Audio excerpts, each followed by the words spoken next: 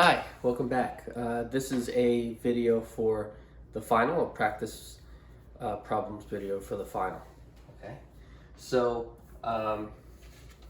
this is the sheet of practice problems, and so let's go through the solutions. I will also post the answer sheets at some point, so I won't show you the answer sheet though. Okay, so practice problem sheets. Okay, so this is practice problems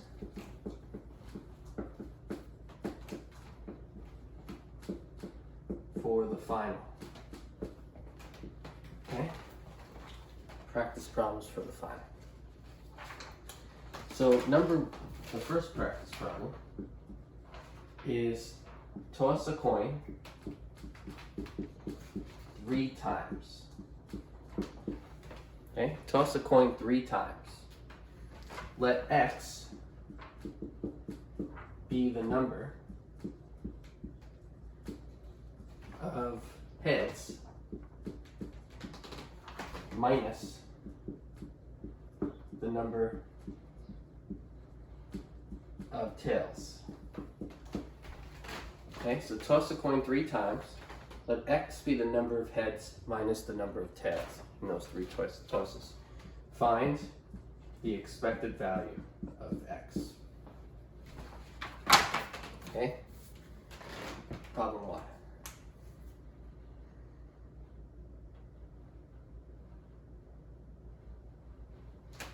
Okay, so solution.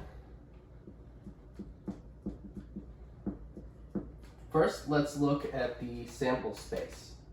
So I'm going to make a table, and the first column, the first vertical column is going to be the sample space. And so these are all the ways that you can toss 3 coins. Okay, H is for heads,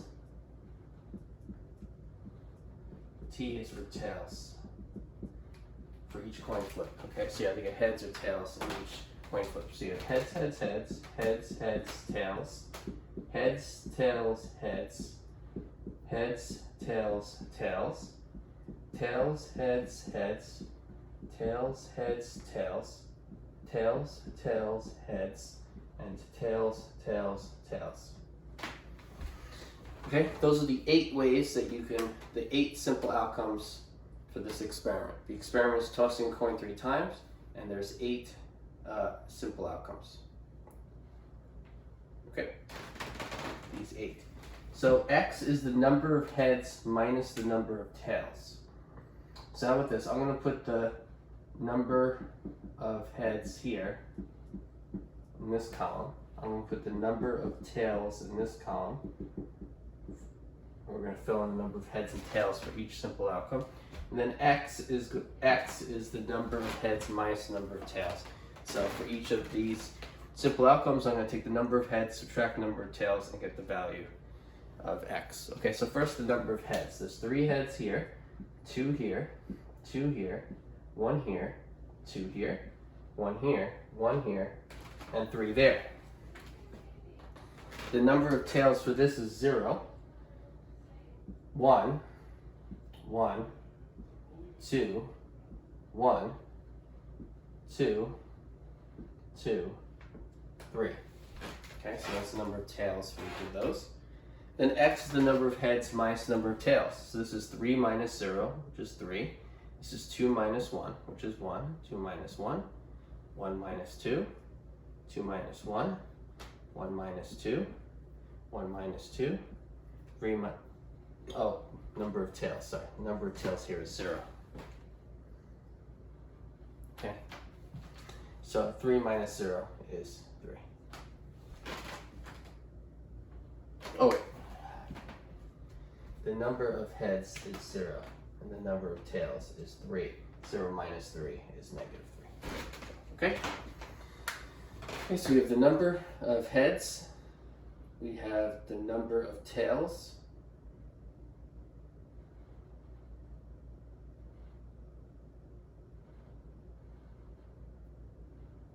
Okay, and those are the values of X. Okay? Find E of X. So E of X is the sum over all possible values of x times f of x.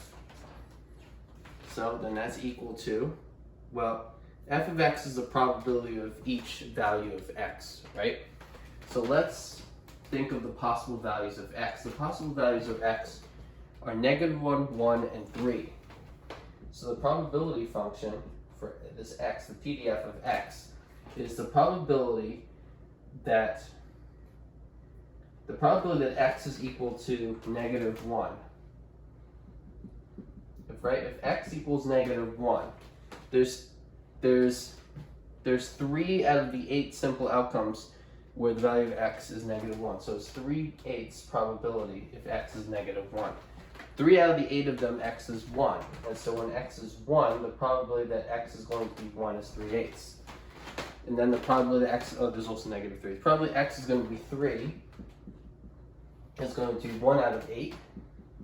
And the probability that x is -3 is going to be 1/8 also, because 1 out of the 8 have a value of -3. So there's the PDF of the capital X. Okay, and so the possible values of x, I had them here. There's also -3. So there's -3, -1, 1, and 3. Those are the 4 possible values of x. And so for each of those values of x, you add up x times f of x. So -3 times f of -3 plus -1 times f of -1 plus 1 times f of 1 plus 3 times f of 3. That's the sum over all possible values of x, those 4 possible values of x times f of x. And then that's equal to -3 times f of -3. F of -3 is 1/8 plus -1 times f of -1, which is 3/8,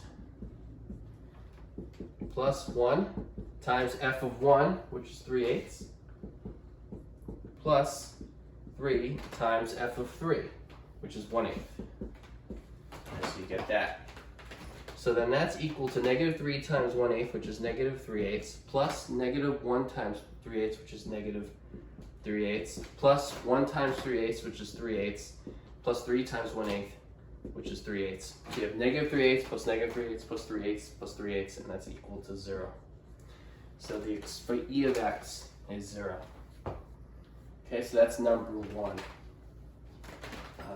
These practice problems for the final. Okay, so that gives a clear explanation of how to find the expected value of a random variable x. In this case, x is a discrete random variable because the set of possible x values is a finite set or a discrete set. Okay? Okay. Got my eraser. Okay, so that's number 1. Let's go to number 2.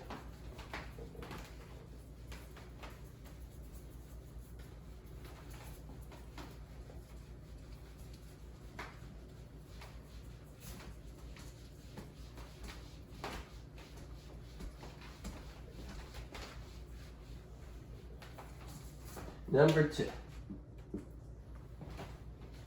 So for number 2 on the list, number 2 says count the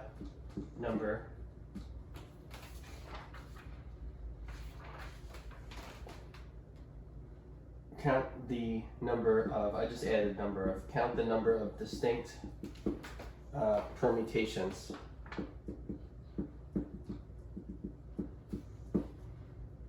of all the letters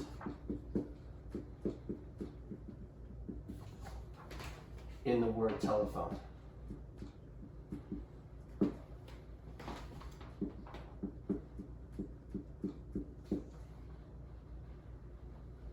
I added the words number of. Count distinct permutations of all the letters in the word telephone. Okay, so let's look at this. So solution. Okay. Well, for the word telephone, let's think about the word telephone here. About what it consists of. This is the word telephone. If you look at E, looks like the most common letter. So you have an E here, here, and here. So you have 3 E's. I'll put just 3 E here, so you can see easier. Okay. The other letters don't look, one T, there's only one T there. L, there's only one L. There's one P. There's one H. There's one O. And there's one N. Okay, so if we count the number of letters, 1, 2, 3, 4, 5, 6, 7, 8, 9. There's 9 letters in the word, right? There's 9 letters. And so there's 3 E, 1 T, 1 L, 1 P, 1 H, 1 O, and 1 N. So that's 3, 6, those are all 9 letters we got there. Okay, so we want to count the number of distinct permutations of all the letters in the word telephone. How many ways can we arrange the letters in the word telephone to get distinct words, right? Words doesn't mean an English word, it just means an arrangement of those letters, right? The E's are all the same, and so if we just rearrange the E's, we have the same word. Okay? So if you were to have 9, if you would just have 9 spaces with 9 different objects, and you wanted to just place 9 objects in order, and you had 9 spots to fill, you would have 9 places for the first, 8 for the second, then 7, then 6, then 5, then 4, then 3, then 2, then 1, and you would just multiply those numbers, right? So 9 factorial would be the number of ways of arranging 9 different objects. Okay? So let's say we arranged those 9 letters and pretended that they were all 9 of them different letters. There'd be 9 factorial words we could create. But I'm going to divide that product. So 9, you can kind of ignore the dashes, that's so 9 factorial, or all those, the product of all those numbers, right? That's how many orderings if all 9 letters were distinct, different. And now 3 of them are the same. And so for every time we have a word, an arrangement of letters, there's 3 E's that we could arrange any way we want. And if we rearrange those 3 E's, we would still have the same word. And so you would divide by 3 times 2 times 1. Why I'm dividing 3 by 3 times 2 times 1 is because 3 times 2 times 1 is 6, right? And so for every distinct arrangement of letters, there's 6 in total that are the same, because those 6 were made by rearranging the 3 E's that were the same. Make sense? So for instance, if I took those 9 letters and I arranged them as T, L, P, H, O, E, N, E, gotta find that last letter. Oh, there's 3 E's. Okay, that's it. So let's say I rearrange the 3 letters in telephone this way: T, L, P, H, O, E, N, E, E. Okay, we're gonna count that as a word because it's just the arrangement of those 9 letters. Now, that's one out of the 9 factorial ways to arrange 9 different objects. But now I have an E here, an E here, and an E here. And so if I rearrange those 3 E's, there'd be 6 ways that I could have the exact same word. So let's say this was E1, E2, and E3. The first E, the second E, and the third E, I could say this is E2 here, E1 here, and E3 there. I just rearrange the E's, right? So 9 factorial would be like if I counted these 2 as different words, but I don't want to. I don't want to think of 3 E's as being different if I rearrange 3 E's. I want to think of them as the same word, right? There's not a subscript here for these E's. There's no first E, second E, and third E. They're just 3 E's. And so there's 6 ways I could do that. 3 times 2 times 1, right? There's 6 ways. And so basically, if you took the 9 factorial different words you could make, and you subdivided them into piles of 6, where those 6, each 6 pile would be the same word, just with the E's rearranged, meaning they're the exact same word, then the number of piles would be the number of distinct permutations of the letters in the word telephone. And so by taking 9 factorial and dividing by 6, we're finding the number of piles that we could take those 9 factorial different words, separate them into piles so that each pile is the same word with just the E's rearranged, meaning they're the same word. Okay, so 9 factorial divided by 3 factorial is the total number of permutations of all letters in the word telephone. And so if you just cancel the 3's, cancel the 2's, cancel the 1's, then this number is 9 times 8 times 7 times 6 times 5 times 4. And if you multiply those out, you get the number 60,480. Okay?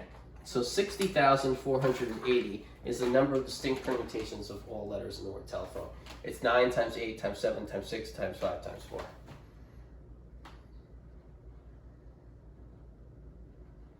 Okay? So that's the answer to number 2.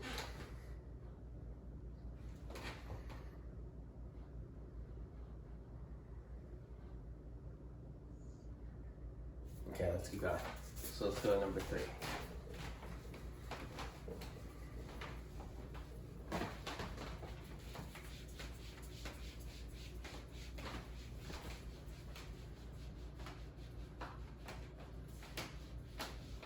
Okay, so next, number 3.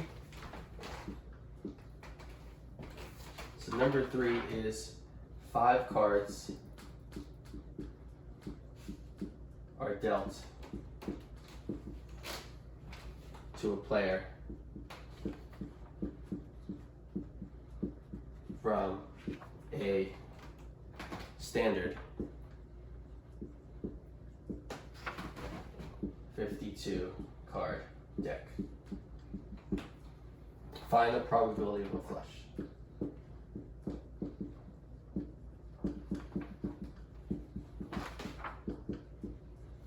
Okay? So 5 cards are dealt to a player from a standard 52 card deck. Find the probability of a flush. Okay, so solution.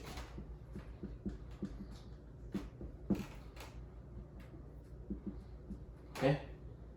This is called a poker hand, 5 card hand. So I'm going to let capital F be the event of a flush. So capital F is the event of a flush. A flush, remember, a flush is a 5 card hand where every card is of the same suit. Okay.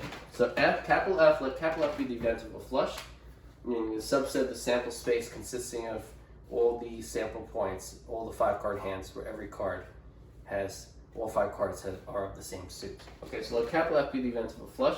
A flush is a 5 card hand where every card is of the same suit.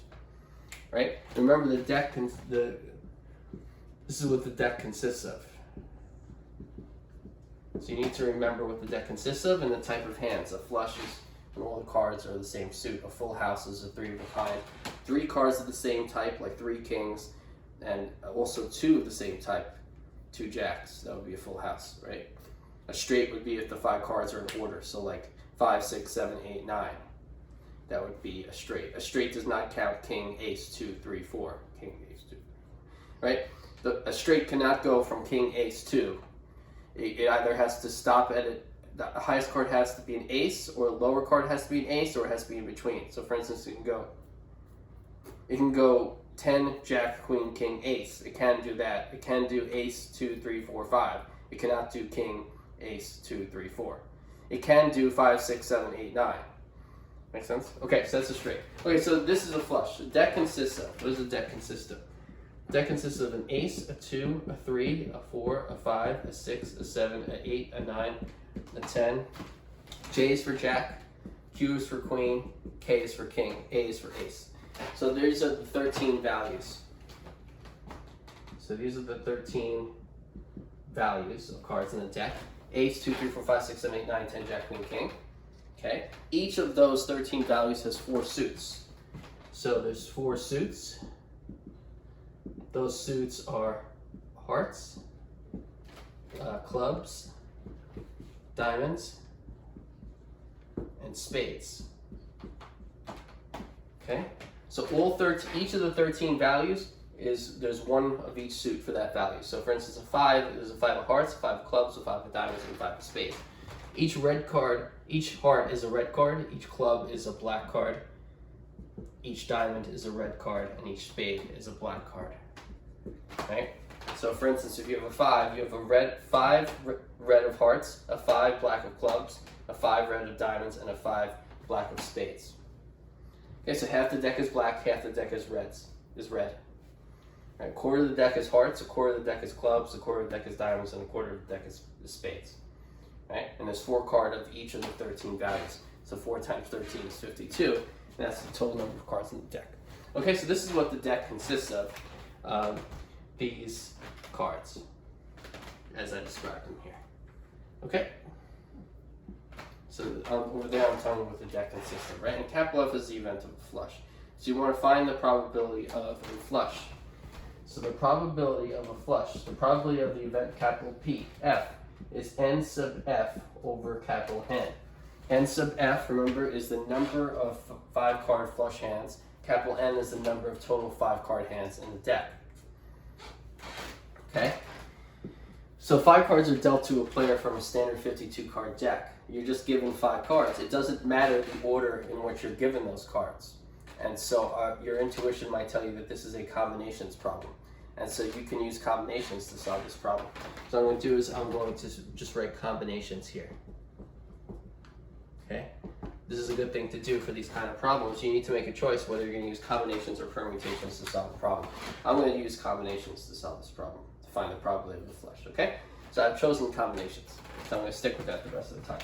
Capital N is the number of 5-card poker hands. Well, there's a 52-card deck, and a 5-card hand is just choosing 5 of them. So capital N is 52C5. 52 choose 5. The value of that is capital N. N sub F is the number of flush hands, right? The probability of a flush is the number of 5-card flush hands divided by the total number of 5-card hands. Right? And we said the total number of 5-card hands is 52C5. The number of ways to choose 5 things from a set with 52 distinct elements. Okay? N sub F, the number of flushes, well, you have to think about how you make a flush, right? So you have 13 values here and you have 4 suits. In order to get a flush, you need 5 cards of the same suit. Okay? Well, since they have to be the same suit, the first you could think of this as doing 2 things. First, choosing a suit, and then choosing 5 of the 13 different values. So if you choose one of the 4 suits and then 5 of the 13 different values, you've chosen one distinct hand, and you could choose any possible flush. Right? Again, if you think of choosing one of the 4 suits, right, then you're accounting for that choice. You could choose any of the 4, right, suits, and then choose any 5 of the 13 values, and depending on the choice you make, you could choose any of all the flushes that you could get, and you can get. Okay, so first let's choose one out of the 4 suits. So that would be 4C1. 4 choose 1. 4C1 is the number of ways of choosing one out of the 4 suits, which is just 4. Multiply 4C1 by 13C5. 13C5 is the number of ways of choosing 5 out of the 13 values here. Okay? So 4C1 times 13C5 would be how many ways you could choose one of the 4 suits and then 5 out of the 13 different values. And once you choose one out of the 4 suits and 5 out of the 13 different values, you've now chosen any one of the distinct flushes that you could make. 5 cards, 5 different values of the same suit. Okay, so 4C1 times 13C5, you multiply that out, and you get N sub F. So N sub F over N, the probability of F, is 4C1 times 13C5 divided by 52C5. Okay, and you calculate that. You can use your calculator, and you get the probability of a flush. Now when you calculate that, you get 0.00198. So the probability of a flush is 0.00198. The probability of a flush is N sub F, the number of 5-card flush hands, divided by capital N, the total number of 5-card hands, which is 4C1 times 13C5 divided by 52C5, which is 0.00198. Okay, so that's the answer to number 3.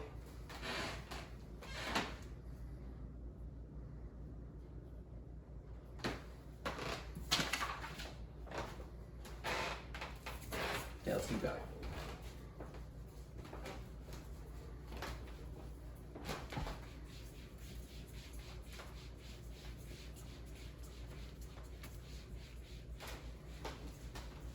Right, and so as you can see, we only use combinations to find the probability of a flush. We use combinations and we only use combinations. Okay, so number 4.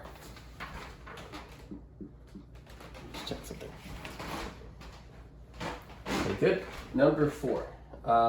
Number 4 is find the probability of getting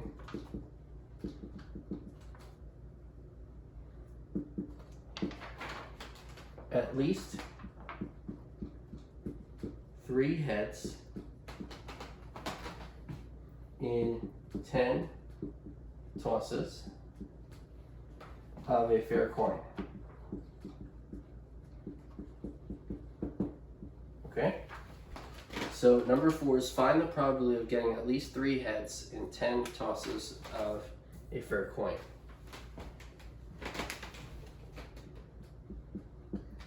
Okay, so the solution. Okay, so we can think of the experiment.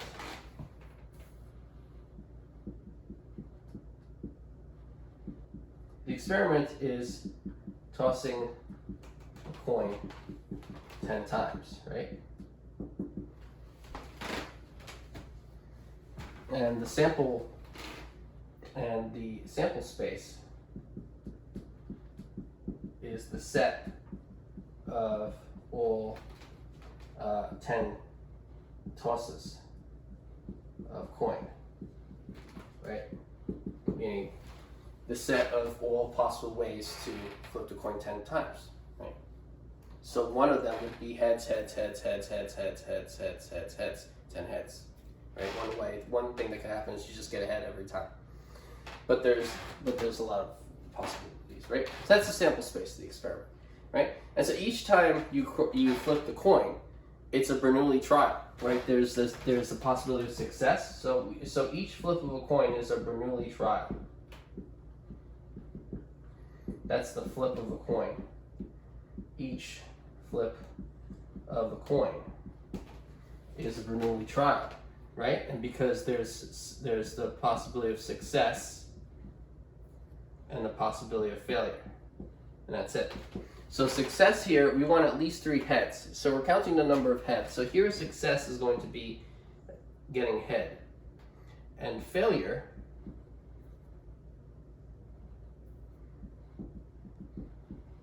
is going to be tails, getting tails.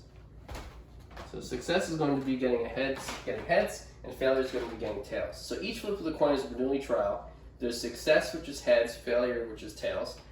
The probability of success, little p, which is the probability of success, or the probability of heads, is 1/2. Q, which is the probability of failure, which is 1 minus p, which is 1 minus 1/2, is also 1/2.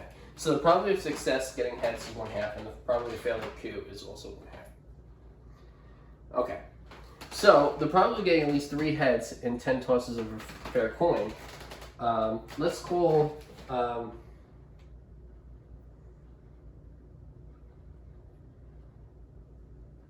capital F, for lack of a better word. Let's call capital F getting at least 3 heads.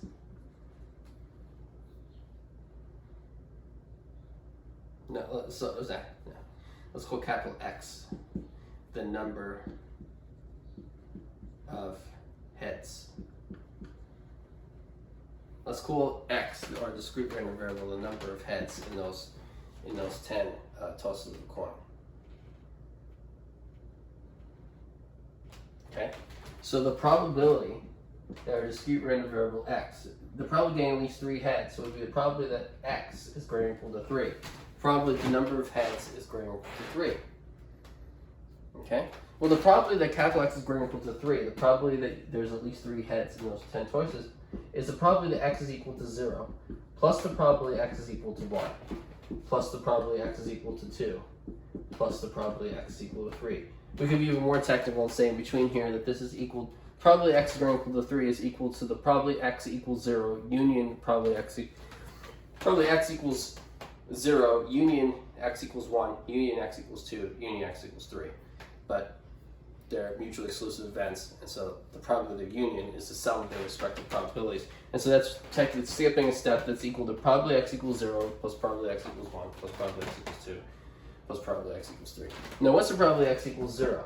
These are Bernoulli trials, and there's 10 of them. So this is B of, we want 0 heads, so we want 0 successes in 10 Bernoulli trials where the probability of success is 1/2 or 0.5. And so B of 0, semicolon 10, comma 0.5, that's the probability that you have 0 successes in 10 Bernoulli trials where the probability of success is 0.5 for each trial. Make sense? So that would be, this is the probability of, if you flip a coin 10 times, you get exactly 0 heads. Plus B of 1, semicolon 10, comma 0.5. This is the probability that you have exactly 1 success in 10 Bernoulli trials where the probability of success for each Bernoulli trial is 0.5. Plus B of 2, semicolon 10, comma 0.5. This is the probability there's exactly 2 successes in 10 Bernoulli trials where the probability of success in each Bernoulli trial is 0.5. Plus, what's the probability x equals 3? It's B of 3, semicolon 10, comma 0.5. This is the probability that there's exactly 3 successes in 10 Bernoulli trials with a probability of success in each Bernoulli trial is 0.5. Okay? So you just find the values of these 4 and you add them up.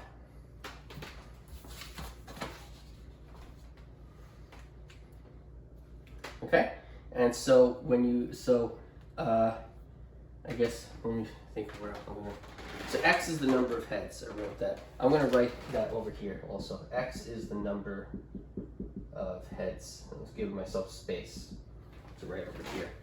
P, which is the probability of success, is 1/2. Q, the probability of failure, 1 minus 1/2 is also 1/2. So I'm going to write those 2 things over there.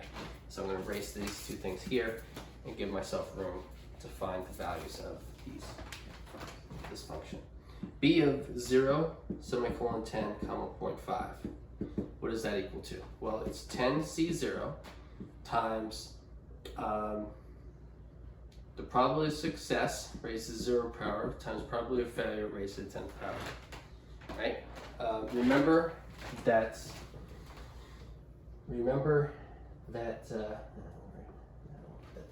No, I'll put this here.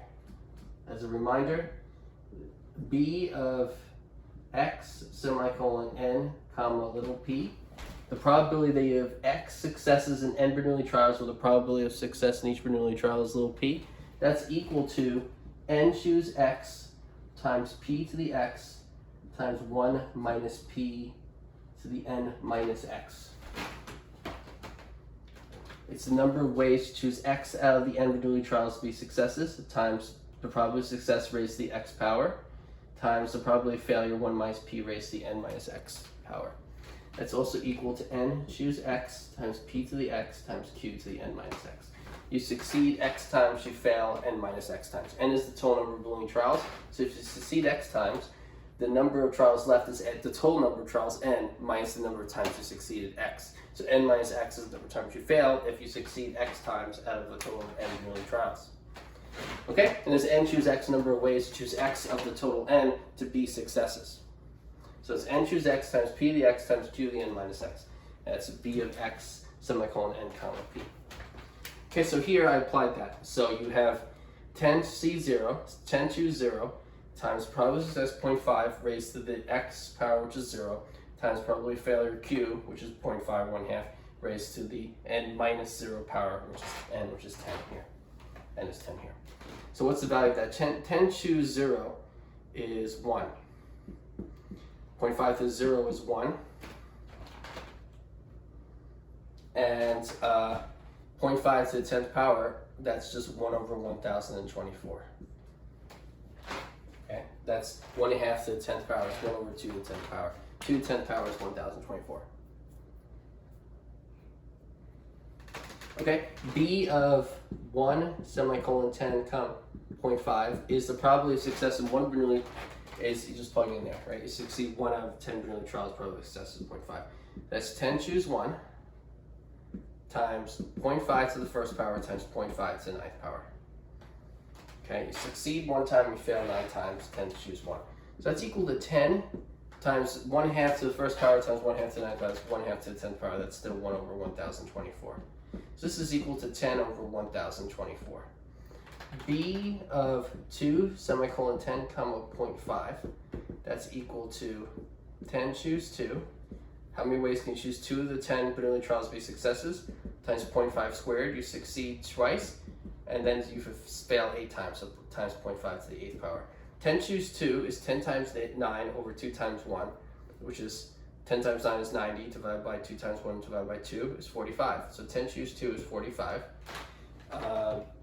45 times 1/2 to the 2nd power times 1/2 to the 8th power is 1/2 to the 10th power. 1/2 to the 10th power is 1 over 1024. So this is equal to 45 over 1024. That's B1. That's B2 10 5. So what's B3 10 5? B3 10.5 is 10 choose 3 times 0.5 to the 3rd power times 0.5 to the 7th power. Number of ways you choose 3 out of the 10 Bernoulli trials be successes times 0.3 to the 5th. You succeed 3 times 0.5 to the 7th. You fail 7 times. That's 10 choose 3, which is 10 times 9 times 8 over 3 times 2 times 1. So I'm just going to do quick algebra in my head.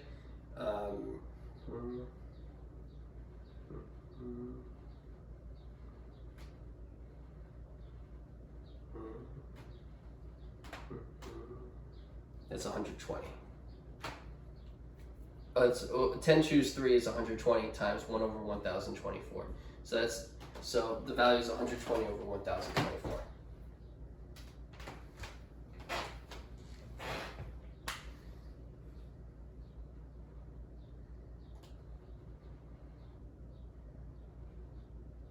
Okay, so 120 over 1024. So you just add those up. So you get so this time that's 1 over 1024. Let me just write. The value of that is 1 over 1024. The value of this is 10 over 1024. The value of this is 45 over 1024. And the value of that is 120 over 1024. So you add those 4 up, you're going to get 1 plus 10 plus 45 plus 120 over 1024. So you get 176 over 1024.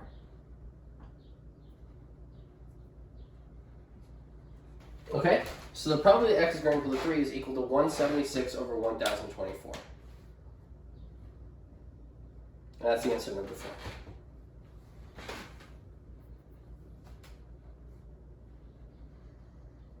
Okay, so that's number 4. That's just a good problem to practice Bernoulli. Find the probability of a discrete random variable x, which is a Bernoulli random variable. It's a Bernoulli random variable because the experiment involves Bernoulli trials. Okay, next one. Number 5.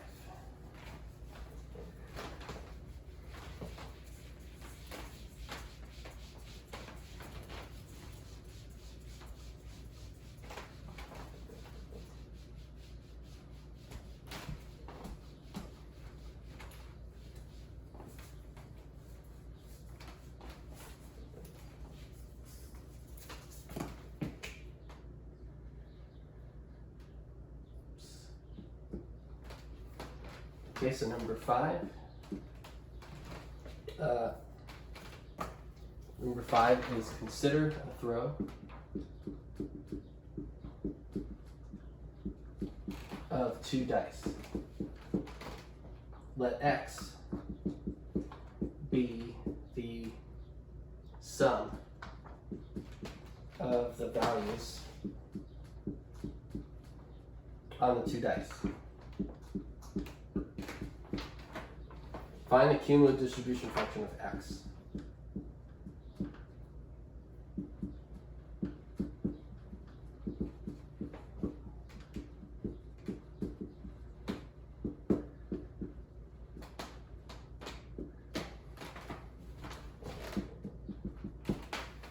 Okay, consider a throw of 2 dice. Let x be the sum of the values on the 2 dice. Find the cumulative distribution function of x.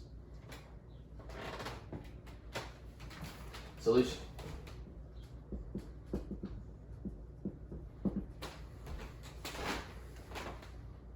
Okay, well, if you were to throw 2 dice, right, here's the first die, here's Here's the second die.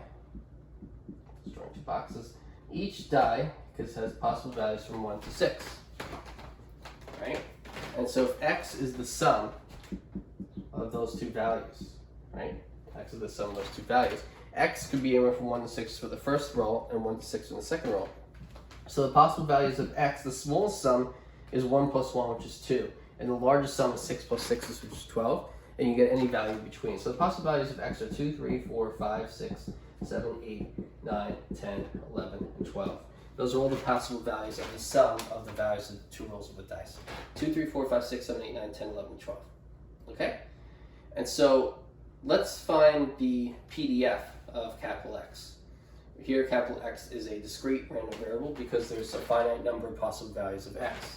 So x is a discrete random variable, and so let's find the PDF of a discrete random variable. So f of x, right, the probability, which is the probability that capital X is equal to some fixed little x. What is that function? Well, what is the probability that the sum is 2? Well, there's only one way you can get a sum of 2 if you get a 1 in the first roll and a 1 in the second roll. So 1 out of the total 36 rolls, because there's 6 first rolls and 6 second rolls, 6 times 6 is 36. So 36 total rolls, and only one of them, 1 plus 1, which is 2. Only one of them, when you get a 1 in the first one, roll in the second one. Only 1 out of the total 36 could you get a sum of 2. And so 1 over 36 is the probability if at little x is equal to 2. So 1 over 36 is the probability that the sum is 2. And what is the probability that the sum is 3? Well, you could either get a 1 and then a 2, or a 2 and then a 1. And so there's 2 out of the total 36, where the sum is 3. What about x equals 4? How many ways could you get the sum being 4? Well, you get 1, then 3. You could get 2, then 2. You get 3, then 1. There's 3 ways the sum could be 4. So 3 over 36 is the probability that the sum is 4. What is the probability that the sum is 5? Well, how many ways could you get the sum to be 5? 1, 4, 2, 3, 3, 2, 4, 1. There's 4 ways. So 4 over 36 is the probability that x is 5. What was the probability that x is 6, that the sum is 6? Well, how many ways could you get the sum to be 6? Do you get 1, then 5, 2, then 4, 3, then 3, 4, then 2, 5, then 1? It's 5 ways. So 5 over 36 is the probability that x is 6. What about if x is 7? Well, if x is 7, how many ways could you get x is 7? You get 1, then 6, 2, then 5, 3, then 4, 4, then 3, 5, then 2, 6, then 1. There's 6 ways. So 6 over 36 is if little x is 7. What about little x is 8? Well, you could have 1, then 6 doesn't work, but you could have 2, then 6, and you could have 3, then 5, 4, then 4, 5, then 3, 6, then 2. So there's 5 ways to get a sum. 5 out of 30 over 36 is the probability the sum is 8. What about the probability the sum is 9? Well, with a 6 you would need a 3. So there's 3 comma 6, 4 comma 5, 5 comma 4, 6 comma 3. There's 4 ways. So 4 over 36 is the probability that the sum is 9. What about the probability the sum is 10? Probably the sum is 10. Well, you need, for 6, you need with at least a 4. So 4, 6, 5, 5, 6, 4. There's 3 rolls where the sum is a 10. So 3 over 36 is the probability that the sum is 10. I'm going to erase these now. But there's 1 less each time that adds that sum for those. Okay, but then it goes up and back down. What about if x is 11? Well, with a 6, you need at least a 5. So 5, 6, or 6, 5. Those are the 2. So 2 over 36 is the probability the sum is 11. X is 11. What about the probability the sum is 12? Well, it's just 6 and 6. It's only one way. So 1 over 36 is the probability that x is 12. And so this is the PDF for this discrete random variable x. This piecewise function. Right, it tells you the probability of the sum x being each of the values from x equals 2 to x equals 12. So that's the PDF. The goal is to find the cumulative distribution function of x. We want to find capital F of x. So let me give myself a lot of space here for this answer. Right, so this is going to be over the set of integers. Now, would be the sum of the values in 2 days. Okay, so for x, if x was less than 2, so remember, capital F of x is the probability, capital F of x is the probability that capital X is at most little x, let's read the little x. So the probability that if little x is less than 2, then the probability that capital X is at most a number less than 2 is 0. Okay? So I'm going to think of the integers here. So if little x is equal to 2, then the probability that capital X is at most 2 is 1 over 36. Little x is 3. What about the probability that x is at most 3? Well, it could be 2 or 3, so it's 1 over 36 plus 2 over 36, that's 3 over 36. The probability that x is 4, let me just make sure I have room here. 5, x is 6, x is 7, x is 8, x is 9, x is 10, x is 11, x is 12. But now, not x equals 12, it's going to be x greater than 12. Okay, so probably the capital X is at most 4 would be the sum of these three, which is 6 over 36. Probably that x is at most 5 would be adding another 4 over 36, so you get 10 over 36. Probably that capital X is at most 6 would be you'd add another 5 to that, you get 15 over 36. Probably that x is at most 7, you'd add 6 over 36 to that, and you get 21 over 36. Probably capital X is at most 8, you'd add another 5, you get 26 over 36. Probably capital X is at most 9 would be 30 over 36.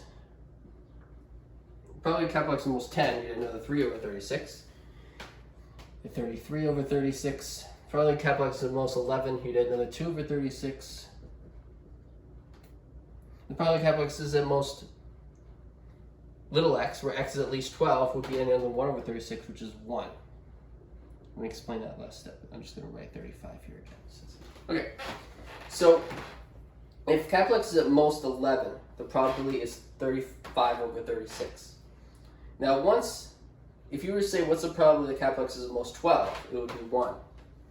But if little x was any value greater than or equal to 12, like 13, the probability that capital X is at most 13 would be the same as the probability that capital X is at most 12. The probability that capital X is at most 14 would be the same as the probability that capital X is at most 12.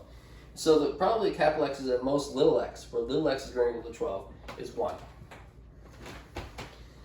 Okay, so this is the cumulative distribution function of x right here. And so this is the answer of this entire piecewise function. That was for you to remind you what this function is. Right, so the answer to this problem is this capital F of x. Okay, that's another possible value of x, which I'm going to prove before. I'm going to write this one more time, but I'm going to just squeeze that in there so I don't need that space for it. Okay, so that that box here, this capital F of x, that's the cumulative distribution function of x, and for this experiment, this problem. And so we found it. It's that. Okay, so that's the answer to number 5.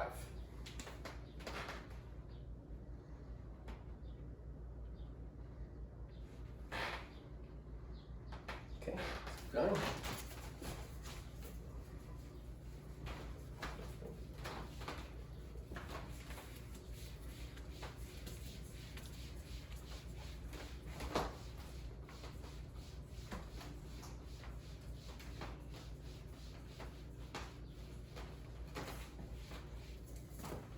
Number 6.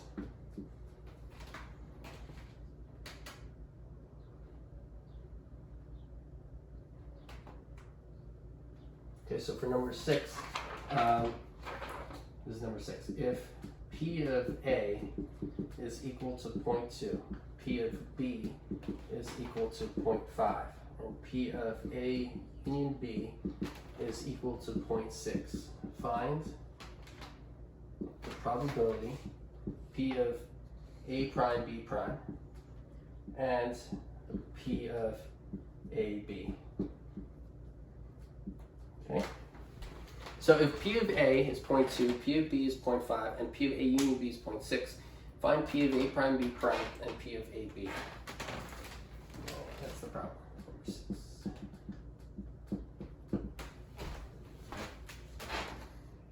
Okay, so the first thing I do for these kind of problems is draw a Venn diagram. Oftentimes, drawing a Venn diagram helps you visualize what's going on. So here's A, here's event B. That's the sample space S. That's a 0.5 here. Just write that. That's a 5, that's an S. Okay.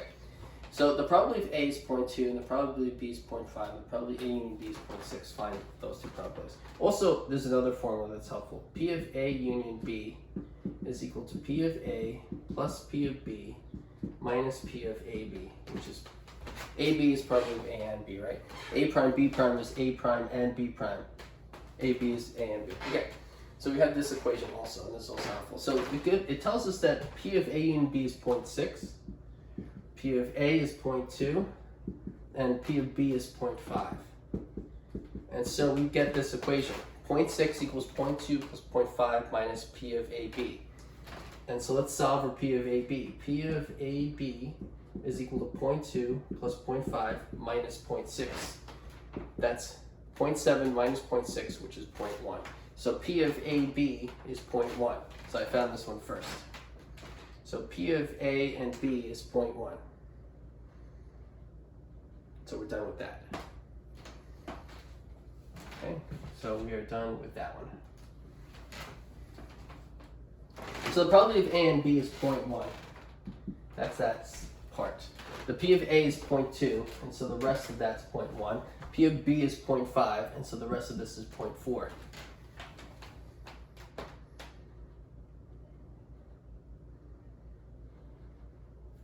Okay, so one way of visualizing it, if this is P of A union B is 0.6, which is actually given to us, the rest of it is going to be 0.4.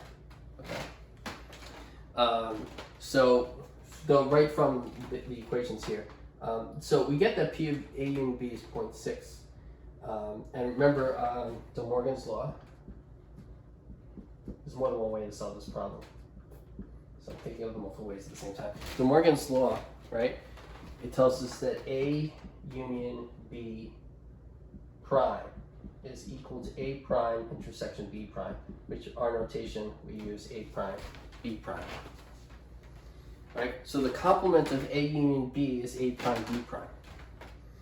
So another De Morgan's law, which we're not using, is A intersection B prime is A prime union B prime. That's another one of, there's two De Morgan's laws, but we're not using that one. We're using this one. Just don't want you to be confused, right? When you think of De Morgan's law, it's both equations. So we're applying one of them here. Don't forget the other equation, even though we're talking about this problem. That's the other equation. We're going to use this one. So A union B prime is equal to A prime B prime. And so because of that equation, the probability of A union B prime is equal to 1 minus the probability of, well, so first, right, the probability of A union B prime, the probability of the complement of A union B is 1 minus the probability of A union B. Well, A union B prime by De Morgan's law is A prime B prime. So this is the probability of A prime B prime, right? A union B prime is the same as A prime B prime. So the probability of A prime B prime is 1 minus the probability of A union B. The probability of A union B is 0.6. So this is 1 minus 0.6, and that's 0.4. So the probability of A prime B prime is 0.4, and that's the answer to that one. We found both probabilities. First we found P of AB, then we found P of A prime B prime. And so those are the answers to the two parts of number 6. Okay?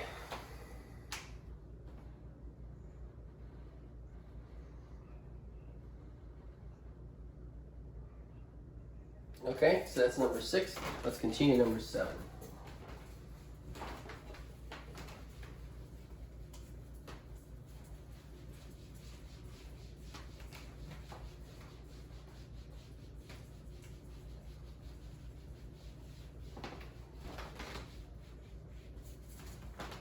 Okay, so number 7. 3 cards are dealt to a player from a standard 52 card deck. Find the probability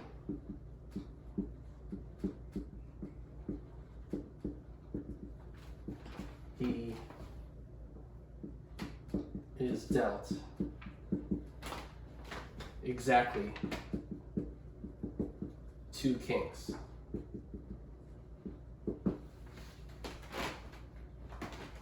So 3 cards are dealt to a player from a standard 52 card deck. Find the probability he is dealt exactly 2 kings. Okay, so here, right, we're being dealt 3 cards, not 5. So it's not always the same number of cards you're dealt in these problems, right? Sometimes it's 5, in this case it's 3. 7 is another common number, okay? Okay, so let's find the solution to this problem.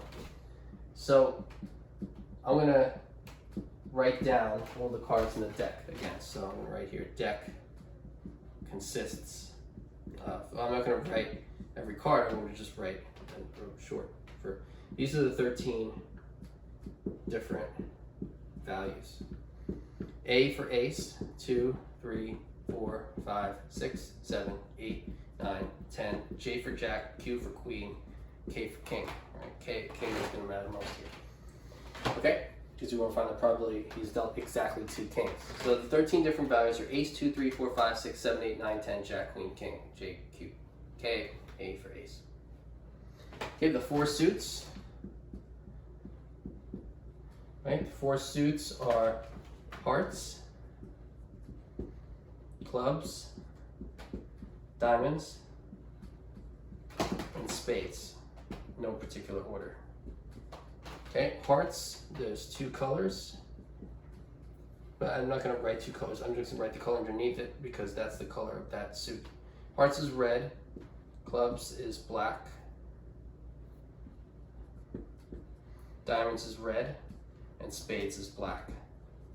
Okay, again, reminding me what the deck is. You can do this for each kind of card problem. When you solve a new card problem, you can write out this, something like this out, or exactly this, to remind you of all the cards in the deck, and it'll help you get the problem right?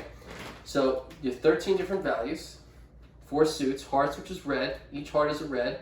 Each club is black. Each diamond is red. Each spade is black. Half the deck is black, half the deck is reds.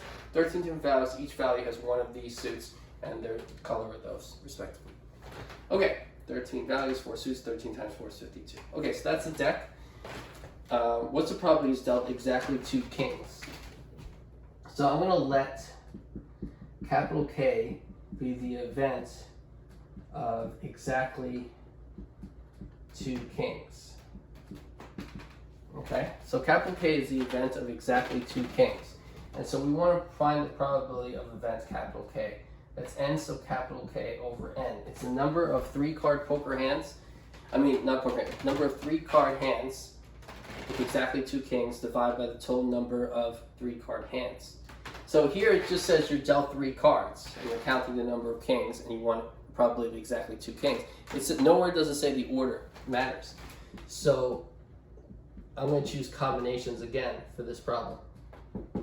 So I'm going to use combinations to get this answer. This is a combinations problem because I don't see order mattering here. Okay, so oftentimes I do capital N first because it's easier. Capital N is the total number of 3-card hands. And so if you have a 52-card deck, 52C3 is the number of 3-card hands that can be dealt to the dealer. It's the number of ways of choosing 3 distinct objects in a set with 52 distinct elements. So 52C3 is the number of 3-card poker hands. So P of K is N sub K over N, which is 52C3. So we know the denominator now. Now the only thing left is to find the numerator, is to find N sub K. So what is N sub K? N sub K is a number of 3-card hands where exactly 2 are kings. Well, we want 2 kings, right? If we were to look at a king and we wanted 2 of them, there would be 4 kings, right?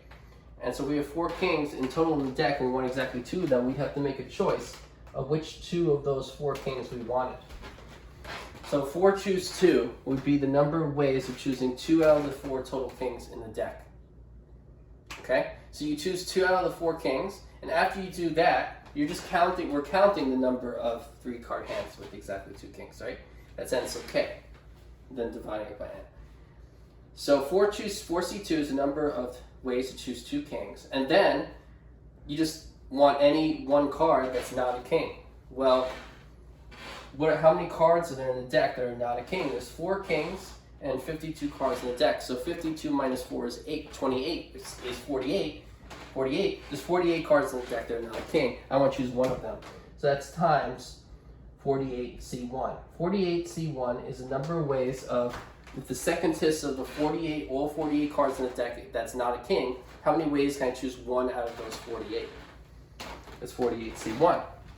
So how many ways can you choose 2 out of the 4 kings times the number of ways of choosing 1 out of the 48 cards that are not a king?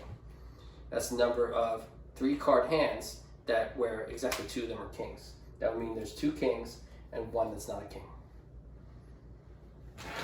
So 4C2,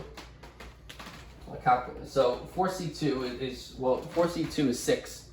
48C1 is 48. All right, I'll calculate. So what's 4C2? 4C2 is 4 times 3 over 2 times 1. The 2 and the 4 reduce to 2 over 1, and you get 6. So 4C2 is 6. 48C1 is 48. So NC1 for any n is n. For any n greater than 1, NC1 is n. So 48C1 is 48. So this is 6 times 48. So what's 6 times 48? It's 6 times 50 minus 2. And it says 300 minus 12. That's 288. I'm not going to box this, just multiply. Okay. Okay, so 6 times 48 is 288. Or 6 times 40 is 240. Plus 6 times 8, which is 48. 240 plus 48 is 288. Okay, so 6 times 48 is 288.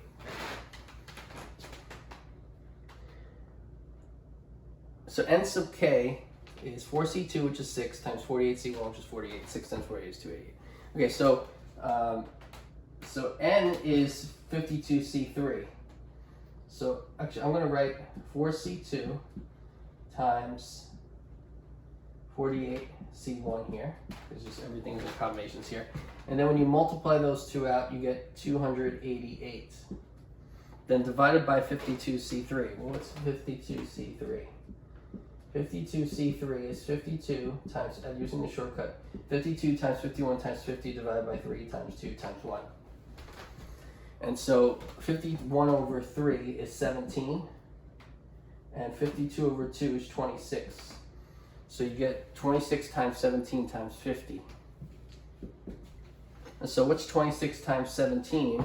Well, 26 times 15 would be 26 times 10 plus 5. That'd be 260 plus 130.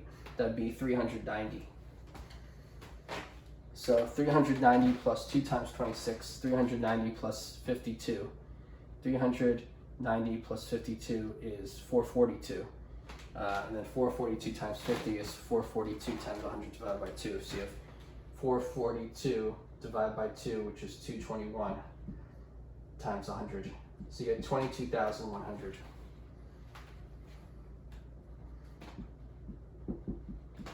Okay, so 26 times 17 times 50 is 22,100.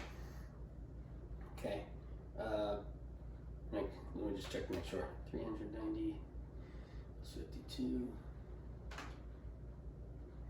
142, 221. Yeah, 22,100. So that's 52C3. So you have 288 divided by 22,100. And if you simplify that, 288 divided by 22,100, that would be 0.013. Okay.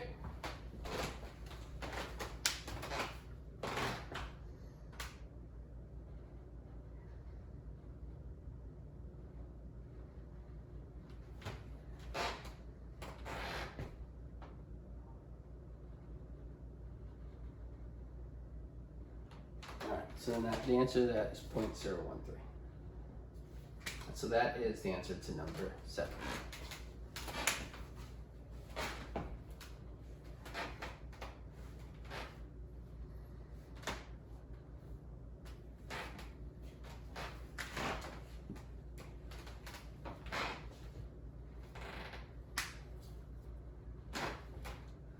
Okay, so let's continue number 8.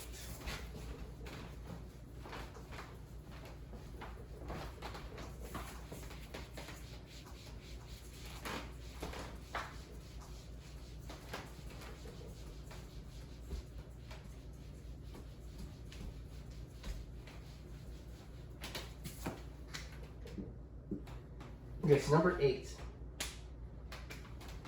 is define a sample space for the following experiment.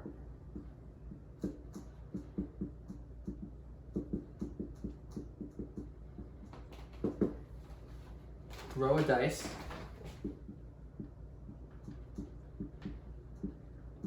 and toss a coin.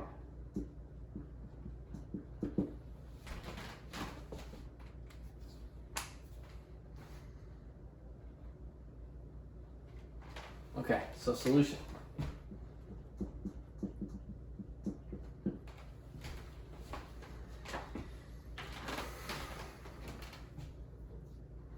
Okay, so first we're going to throw a dice. The values are 1 through 6, and then we're going to toss a coin, and the possible values are heads or tails, right? Right. H here stands for heads,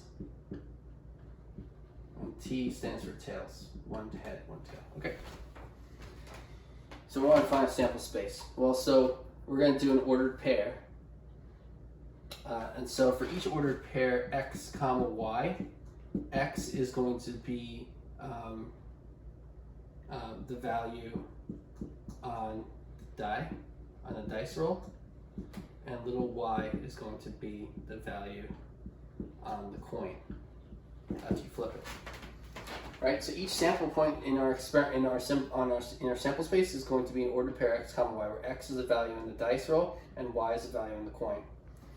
Okay, that's going to be a sample. Each sample point is going to be like that. So capital S, which is our sample space, right? We want to define a sample space. So our sample space is going to be capital S for this experiment. Capital S is going to be a set containing all ordered pairs x comma y, where x is the value in the dice roll and y is the value in the coin. Right? I chose this as the first member because I'm saying I throw a dice first and then toss a coin. It didn't specify the order here. It just said you throw a dice and toss a coin. I chose the dice will be first and the coin flip to be second. Okay, so then, so you have 1 comma H for a 1 on the flip of the coin. 1 on the throw of the dice and H on the flip of the coin. Then there's 1 comma T. 1 on the throw of the dice, and then tails on the coin. Then we have 2H, 2T, 3H, 3T, 4H, 4T, 5H, 5T, 6H, 6T. And those are all 12 sample points for this experiment. And set S containing those total of 12 sample points. That's S is the sample space for that experiment. It's a set of all simple outcomes of an experiment. Okay, so this is the answer.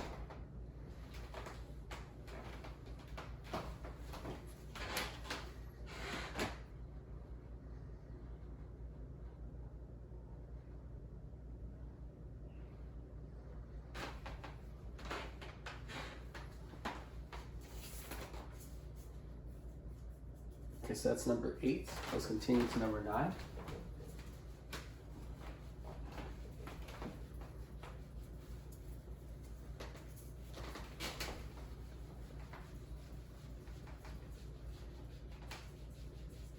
Right, the best way to study for any exam is to do problems related to the exam. Okay, so number 9. If the variance of 3x plus 5 is equal to 18, find the variance of x.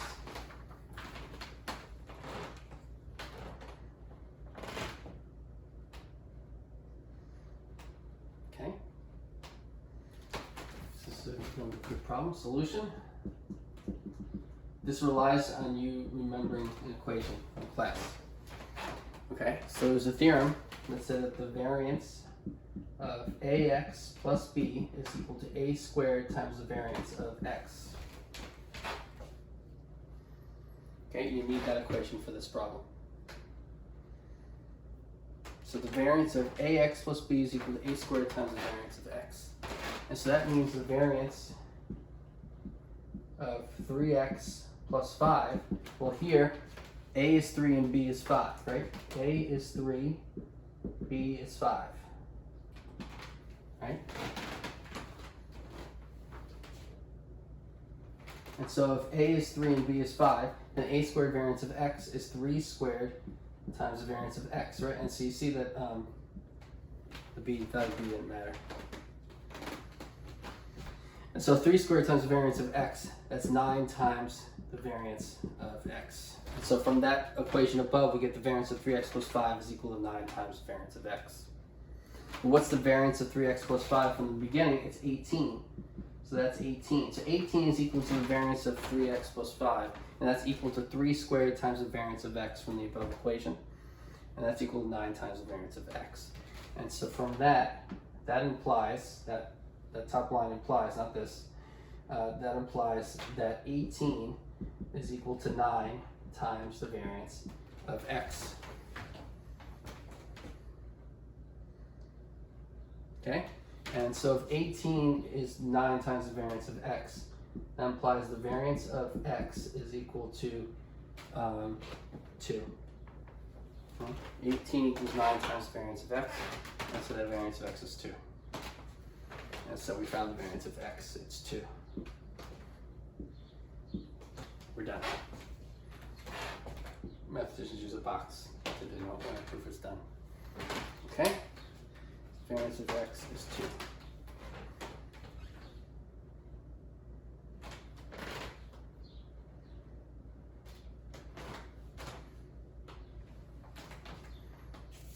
That's number 9.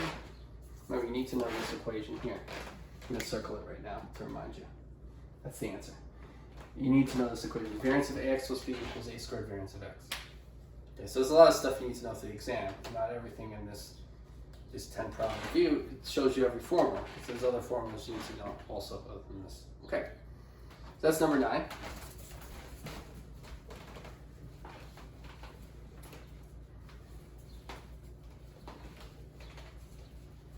Good. And so that's number 9. And now number 10.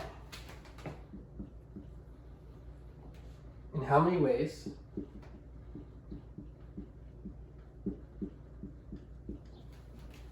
can 8 books be arranged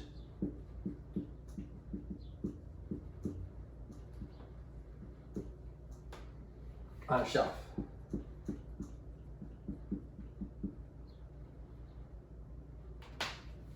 Okay, so in how many ways can 8 books be arranged on a shelf? Number 10. Okay, solution.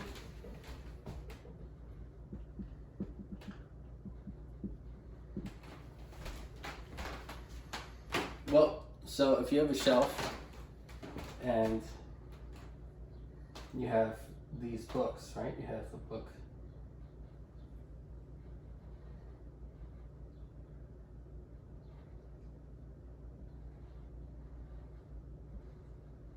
These are your books, right? So B1 is book 1, B2 is book 2, B3 is book 3, B4 is book 4, B5 is book 5, B6 is another book, B7 is another book, B8 is another book. So there's 8 books, right? So how many ways can you arrange these 8 books on a shelf? Well, in the first spot, you could put any of the 8 books. So you have 8 choices for the first spot. Then, after you put that book here, there's 7 books left you can put in the next spot. Then, after you take that book, there's 2 books you put in the first and second spot, and there's a total of 8. So there's 6 left, 8 minus 2, which is 6 books left for the third spot. Then there's 5 left for the next one, then 4 left, then 3 left, then 2 left. And then once you arrange the first 7, there's only 1 left to put in the last spot, and so there's only 1 choice for the last spot, right? And so by the counting law we learned in class, if that was the number of choices for each spot, you'd multiply that by them to find the number of ways to choose one book for each spot. So 8 times 7 times 6 times 5 times 4 times 3 times 2 times 1, that's the number of ways to arrange those 8 books on the shelf. Okay, so what do you do when you multiply that? So 2 times 3 is 6, 6 times 4 is 24, 24 times 5 is 120, 120 times 6 is 720, 720 times 7 is 5,040, 5,040 times 8 is 48,320. Okay? So 40,320, that's the number of ways to arrange 8 books on a shelf. 8 different books. Okay, so that's the answer to number 10.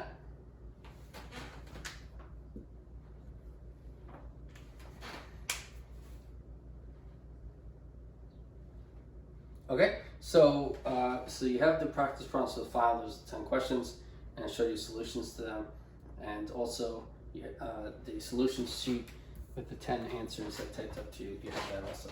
Okay, and so all this will help you prepare for the final. Okay.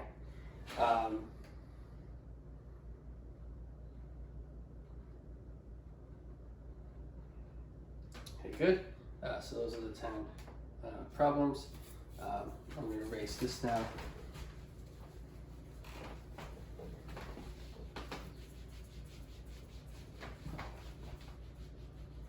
Right, so just some things to point out, right? For conditional probability, right? Don't forget the equation for conditional probability. The probability of A given B is the probability of AB divided by the probability of B. And this is if the right, you need the probability of B to be positive. It can't be 0, you can't divide by 0. And so that's the conditional probability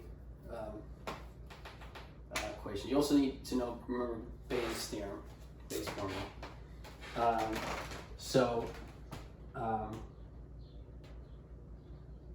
Right, so let's say we just had a question or a problem where it was like the probability of A is 0.7, the probability of B is 0.5, and the probability of A union B is 0.2.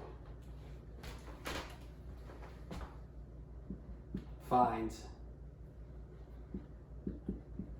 the probability of A given B.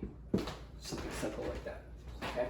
So you're given that the probability of A is 0.7, the probability of B is 0.5, and the probability of A union B is 0.2. Find the probability of A given B. Okay? So the answer, right? First we use that formula there. Definition. It's the definition. Okay? The probability of A given B is equal to probability of AB divided by the probability of B, right? And so in the denominator is the probability of B, which is 0.5. In the numerator, you need to find the probability of AB. And so we still need to find that. So let's use this equation. Remember, P of A union B is equal to P of A plus P of B minus P of AB. Well, what's P of A union B? It's 0.2. That's equal to 0.2 is equal to 0.7 plus 0.5 minus P of AB.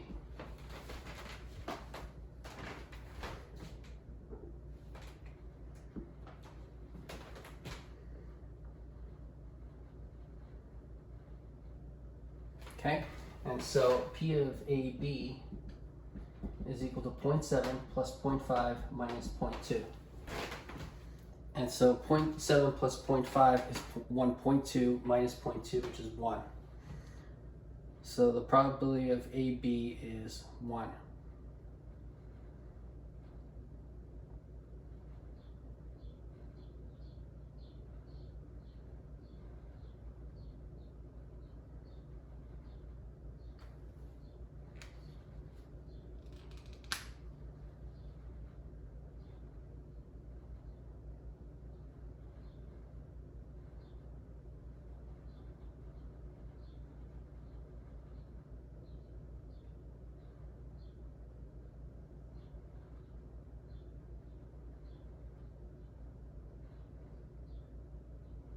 Oh, sorry. Okay, wait. So, sorry, let me change these numbers. Probability of A union B. Let's say that's 0.9. Okay, so let's say that's 0.9. Let me just fix this here. So probability of A union B is 0.9. It says 0.9 is equal to P of A, which is 0.7, plus P of B, which is 0.5, minus the P of AB. Okay, so what's P of AB? 0.7 plus 0.5 minus 0.9. And so now that's 1.2 minus 0.9, that's 0.3. So P of AB is 0.3. So 0.3 over 0.5 is 3/5, which is 6 over 10, which is 0.6. So probability of A given B is 0.6.